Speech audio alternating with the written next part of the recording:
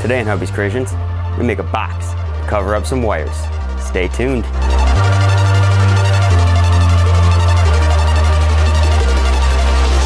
had a customer come to me and ask me if I knew of a way that I could hide some wires that was in the back of her shop.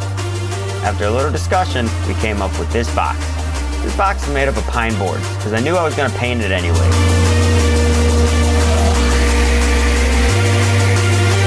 When coming up with a plan for this, I knew I needed a pretty big box. It's going to be about 30 by 35 inches to cover all the wires up on the wall. And it had to be able to get into pretty easily in case they needed to fix anything or run any new wires. So, I figured a door would be the The box section, it was pretty simple. Just butt joints and some screws. And of course, glue. Made sure the box was square and then clamped everything together. Then, it was time for the door.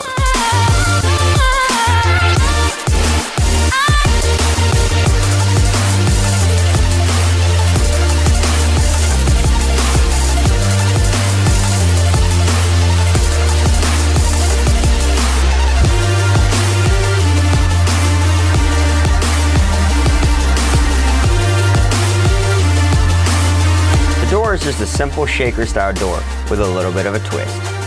So, ripped down the pine boards to 2 1/4 inches. Then I cut this 1/8 inch backer board to act as the center spot.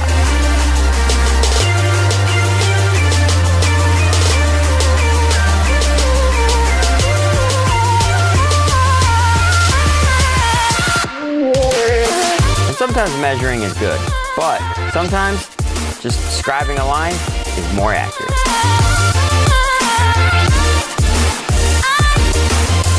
As I said, this is a very simple shaker style door. And of course, you always got to cut it on a scrap piece to test the fit.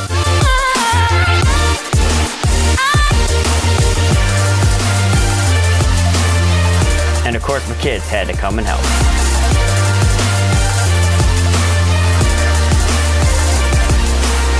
Like I said, this was a pretty simple door, but with a little bit of a twist. I ended up using sheet metal for the inside of the door, so that way it gave the customers something to hang their magnets on.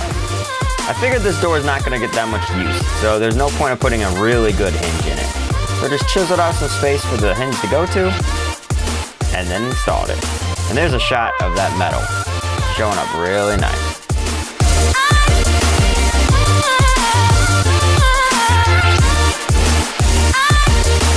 So of course the door was a tiny bit long. So I just grabbed my number 4 Stanley plane and just planed it down so it fit perfectly, like a glove. I put 2 coats on anything that would be seen inside and out to give the wood as much protection as I could get it.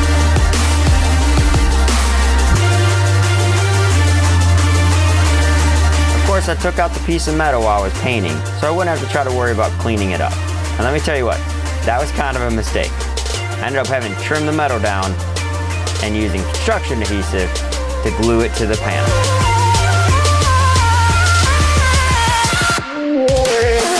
And yep, the box came out really good. And of course, couldn't bring the cameras in when I was installing it. So, you just gotta take my word for it, it does look great. I did grab this video after the install. And if you guys don't mind, like and comment on this video.